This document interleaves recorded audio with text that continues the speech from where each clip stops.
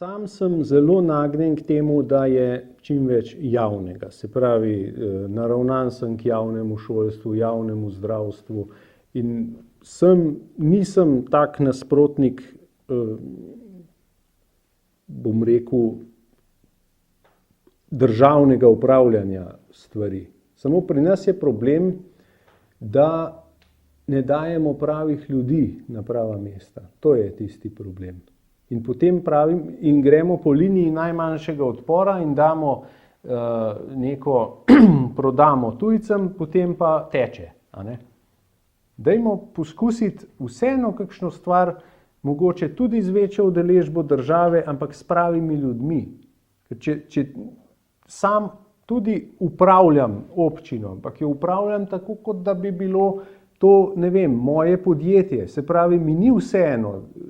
Tudi če ni moje, se moram truditi za čim večji izplen. Na vsaki funkciji se moraš to truditi. In tako tudi v gospodarstvu. Tam, kjer je neperspektivno, tam, kjer vidimo, da na dolgi rok ne bo šlo nikamor, da nima smisla reševati podjetij, tam prodajmo. Se rešimo zadeve in gremo drugam.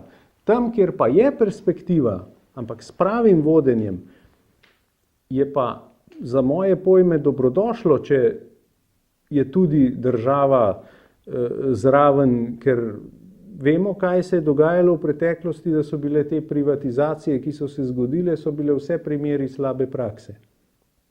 Ali pa večina.